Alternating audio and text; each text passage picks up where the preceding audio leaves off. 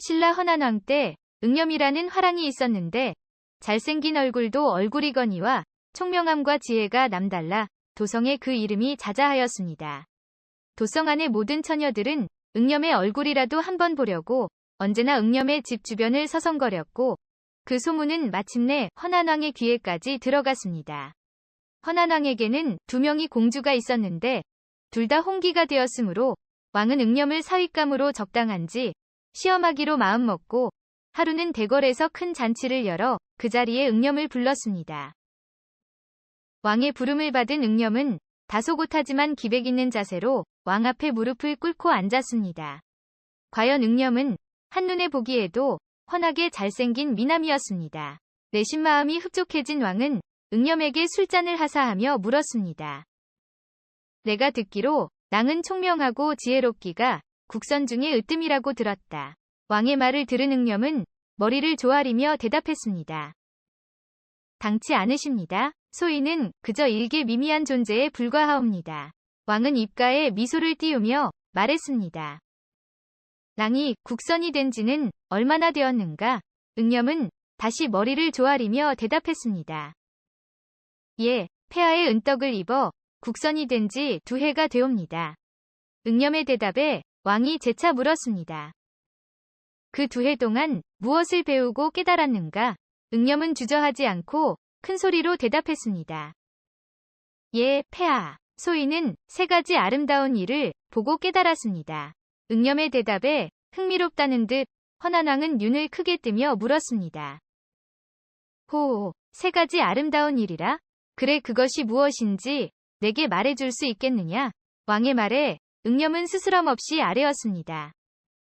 예, 폐하. 우선 3가지 중 첫째는 윗사람인 자가 스스로 자신을 낮추고 겸손히 여겨 남보다 아래쪽에 앉는 것이 없고, 둘째는 재물이 많은 자가 그것을 자랑하지 않고 남보다 검소하고 절약하는 것이 없고, 마지막 3번째로는 권세를 가진 자가 허세와 위험을 부리지 않는 것이옵니다.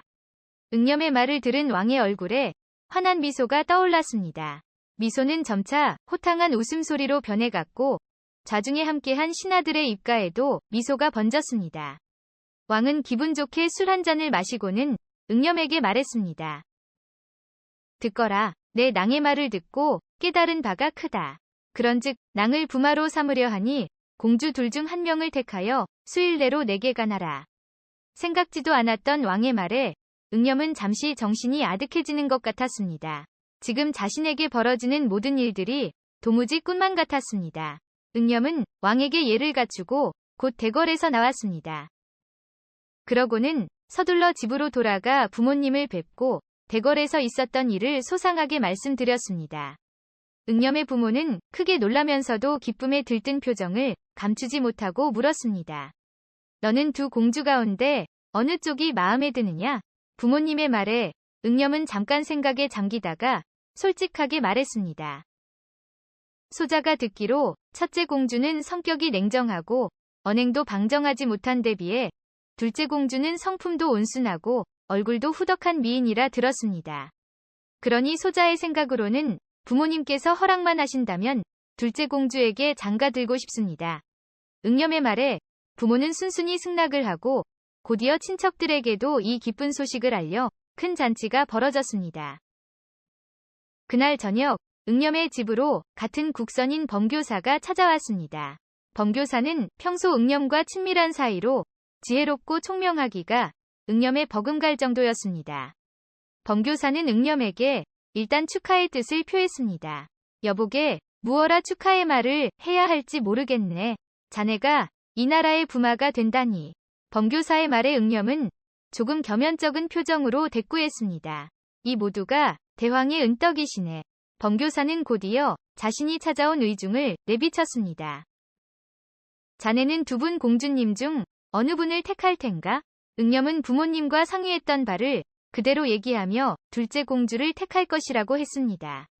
응염의 말을 들은 범교사는 이미 짐작하고 있었다는 듯 주저하지 않고 말했습니다. 여보게, 내 말 잘 듣게. 나는 오래전부터 자네의 친구로서 누구보다도 자네를 잘 안다고 생각하네. 그래서 지금 내가 하는 말은 자네를 생각하고 아끼는 마음에서 하는 것이니 부디 내 마음을 헤아려 내 뜻을 따라줄 수 있겠는가?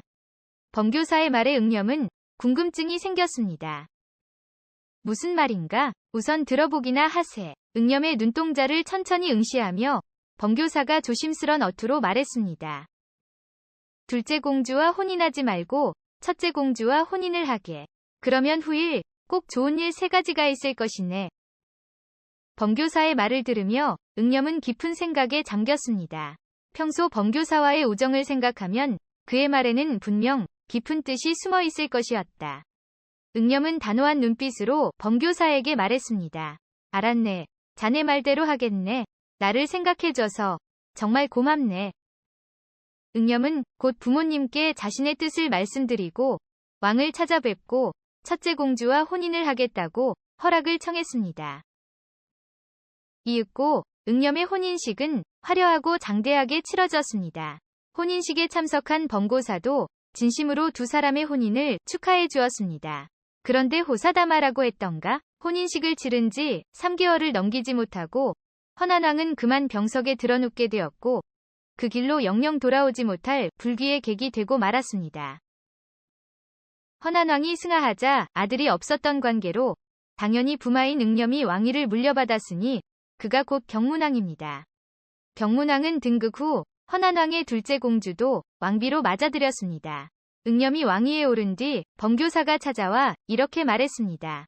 폐하, 들어보소서. 소신이 전에 폐하께 3가지 좋은 일이 있을 것이라고 말씀드렸던 바, 그 첫째는 선왕의 뒤를 이어 보위에 오르신 것이옵고, 둘째는 마음에 있어 하시던 둘째 공주를 얻으신 것이옵고, 그로 인해 만백성이 모두 기뻐하니 그것이 바로 셋째이옵니다. 이에 왕이 크게 기뻐하며 범교사에게 금은 보화를 하사하고 대덕벼슬을 제수하였습니다.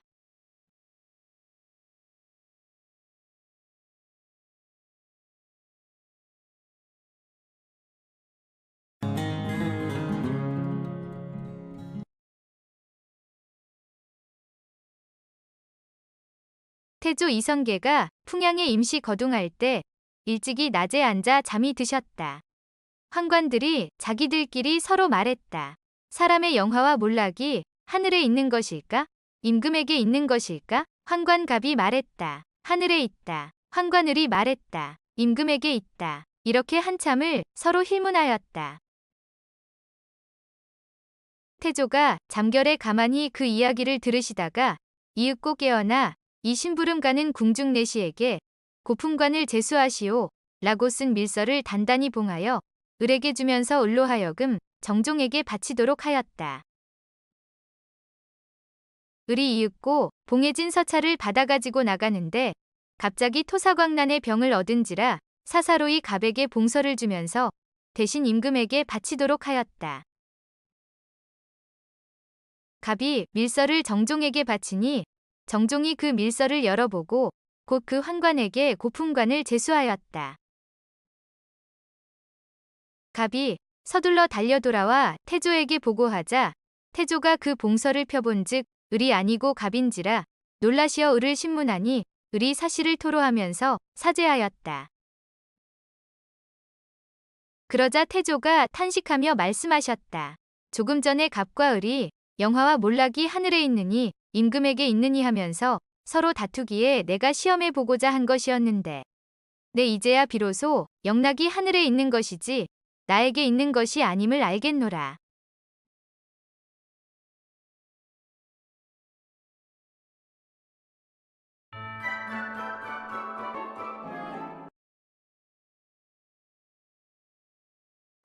이곳이 바로 평양이란 말이지.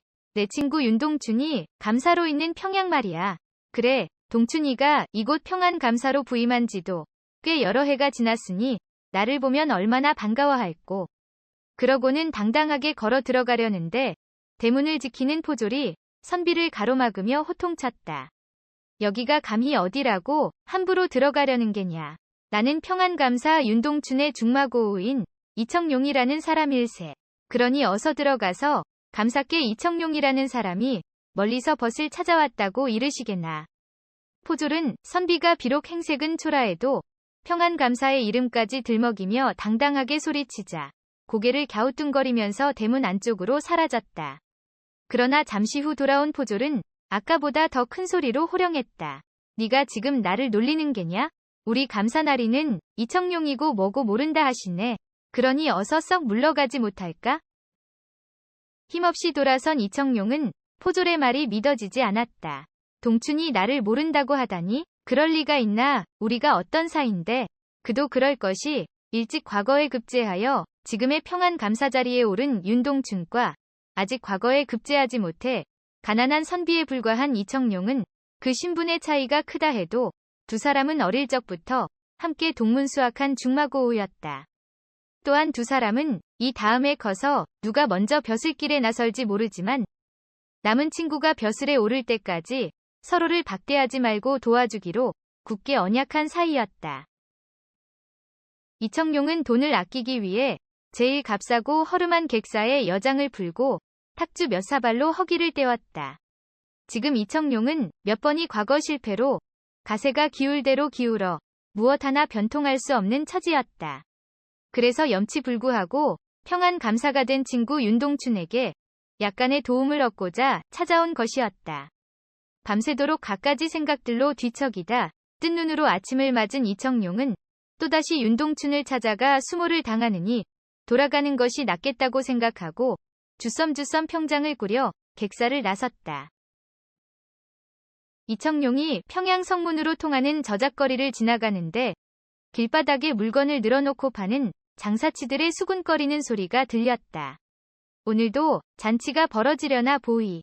그러게 말일세. 거참 잔치 벌인 지가 얼마나 되었다고. 쯧쯧. 이청룡은 윤동춘이 잔치를 벌인다는 말에 귀가 솔깃했다. 그래, 기왕지사 평양까지 왔으니 돌아가기 전에 얼굴이나 한번 보자.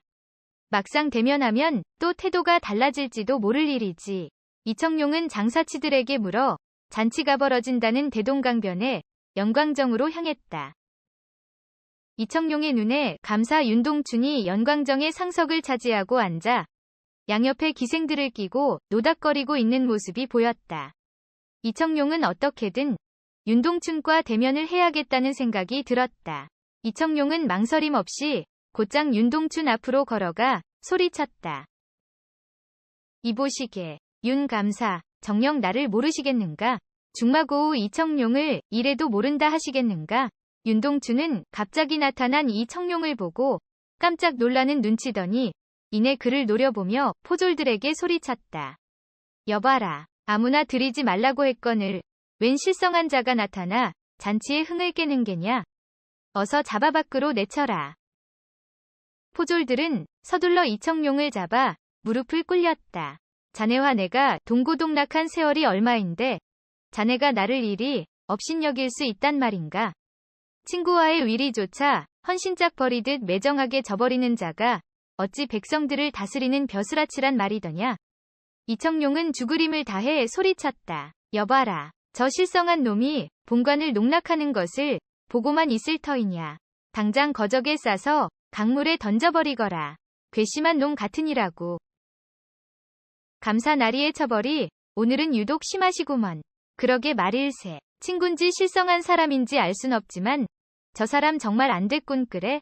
잠시 후 포졸들이 이청룡을 거적에 싸 대동강 물에 던져버리자 윤동춘은 잔치를 계속하도록 명했다. 막 잔치가 재개되려는데 윤동춘이 가장 총애하는 기생 춘혜춘이 얼굴을 찡그리며 윤동춘의 귓전에다 소곤거렸다. 저, 감사나리, 송구하옵니다만 소녀 아무래도 아침에 먹은 것이 체했는지 배가 아파 집에 가서 의원의 진찰을 좀 받았으면 하옵니다. 얼굴을 보니 많이 안 좋은 모양이구나. 송구하옵니다. 감사나리. 춘혜춘은 더욱 얼굴을 찡그렸다. 그래, 그렇다면 먼저 집에 들어가 쉬어라. 내 잔치가 끝나면 들르겠느니라. 그리하여 잔치에서 빠져나온 춘혜춘은 그 길로 뱃사공을 찾아가 강물에 배를 띄우도록 했다. 그녀는 아무래도 윤 감사의 지나친 처사가 마음에 걸렸고 이청룡의 태도 또한 거짓이 아닌 듯하여 두 사람 사이에 필경 무슨 연유가 있을 것이라고 생각한 것이다. 뱃사공은 서둘러 노를 저었고 춘혜춘은 뱃전에서 이청룡을 싼 거적을 찾았다. 과연 멀지 않은 곳에서 둘둘 말린 거적 하나가 강물에 거의 잠긴 채 아래로 흘러가고 있었다. 뱃사공의 도움으로 거적을 건져 올려보니 이청룡은 정신을 잃고 사경을 헤매고 있었다. 춘해춘은 사람들의 눈을 피해 이청룡을 자신의 집 뒤뜰에 있는 골방으로 옮겼다. 그러고는 여종을 시켜 급히 위원을 불러와 진맥을 하게 한 다음 탕약을 다려 먹이며 정성껏 간호했다. 물론 뱃사공과 위원에게는 수고비 말고도 비밀을 지켜야 한다는 조건으로 후하게 웃돈을 얹어주었다. 춘해춘의 정성이 갸륵했던지 이청룡은 며칠 후 기적적으로 정신을 차리고 자리에서 일어났다. 춘해춘이 기방에 나가 집을 비운 사이 이청룡은 시중을 드는 여종에게서 그간 있었던 일들을 모두 전해들었다. 그날 저녁 기방에서 돌아온 춘해춘에게 이청룡은 고개도 제대로 들지 못하고 그저 감사하다는 말만 되풀이했다. 감사하고 또 감사하오. 이 은혜를 어찌 갚아야 할지. 아닙니다. 날이 어떤 사연인지는 모르겠으나 사람을 그렇게 무참히 죽게 할 수는 없는 일이지요. 소녀는 다만 할 일을 한 것뿐이옵니다. 춘해춘은 얼굴뿐 아니라 심성도 고운 기생이었다. 날이 아무 걱정 마시고 기력을 회복할 때까지 저희 집에서 몸을 추스르십시오. 춘해춘은 이청룡이 조금 더 자기 곁에 있어 주기를 바라는지 날마다 갖은 정성으로 이청룡을 받들고 따랐다. 결국 그들은 이것 또한 하늘이 맺어준 인연이라고 여기고 언제부터인가 합방을 하며 지냈다. 그러던 어느 날 나라에서 과거령이 내렸다. 춘해춘은 이청룡에게 과거에 응시할 것을 권했다. 이청룡은 선뜻 내키지는 않았지만 윤동춘과의 일을 떠올리며 마침내 결심을 굳혔다. 날이 여기서는 제가 바깥일이 있는지라 일일이 챙겨드리지를 못하옵니다. 하오니 댁으로 돌아가셔서 과거를 준비하십시오. 그러면서 춘해춘은 두둑한 보따리 하나를 내밀었다. 이것이면 식구들 끼니 걱정은 안 하시고 공부에만 전념하실 수 있을 것이옵니다. 이보호, 내 목숨을 살려주고 여태껏 보살펴 준 것만도 평생 못 갚을 빚이거늘. 그리 말씀하시면 소녀 섭섭하옵니다. 서방님을 향한 제 마음을 왜 빚이라 하십니까? 고맙구려 고마워. 정말 고맙구려. 다음날 이청룡은 춘해춘과 아쉬운 작별을 하고 한양에 있는 집으로 돌아왔다. 이청룡은 평양에서 있었던 모든 일들을 아내에게 솔직하게 이야기하고 다시 한번 과거에 응시하겠다는 결의를 보였다. 이청룡의 아내는 남편의 말을 잠자코 듣고 앉았다가 눈물을 흘리며 말했다. 여보, 이번에는 꼭 과거에 급제해서 춘해춘이라는 그 기생에게도 당신의 장한 모습을 보여주세요. 아내의 뒷바라지와 춘해춘의 정성이 더한 덕분인지 이청룡은 그해 과거에서 당당하게 장원으로 급제했다. 어사화를 쓴 이청룡을 껴안고 아내는 쌓였던 서름이 터진 듯 울고 또 울었다. 한편 조정에서는 이청룡에게 암행어사를 제수하여 평양성을 감찰하라는 어명을 내렸다. 평안감사가 백성들의 안위는 돌보지 아니하고 주색잡기에 빠져 수시로 잔치를 열어 국고와 세금을 낭비하고 있다는 상소문이 조정에 올라왔던 것이다. 자신의 신분을 은폐하기 위해 일부러 초라한 행색으로 평양에 당도한 이청룡은 먼저 춘해춘의 집으로 갔다. 춘해춘과 마주한 이청룡은 미안한 기색으로 말했다.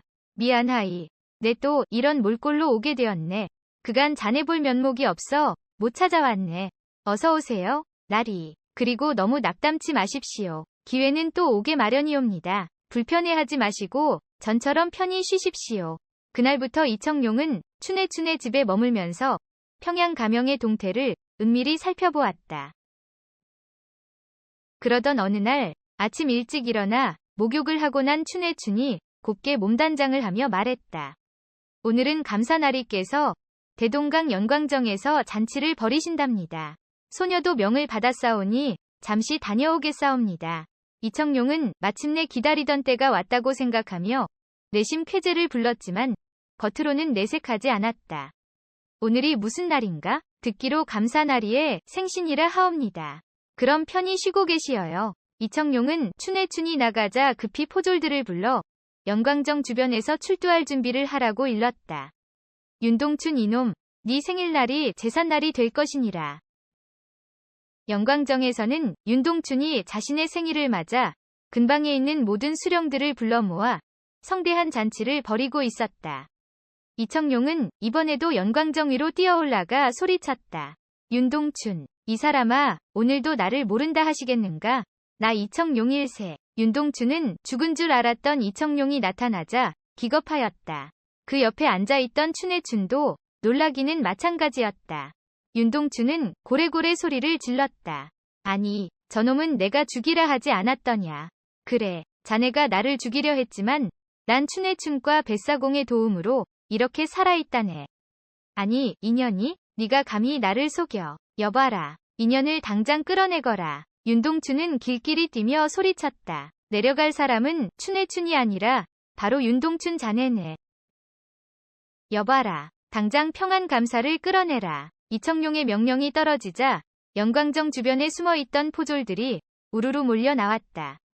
암행어사 출두요. 암행어사 출두요. 영광정은 순식간에 아수라장이 되었다. 잠시 후 이청용은 영광정에 앉아 땅바닥에 무릎을 꿇고 있는 윤동춘을 내려다보았다.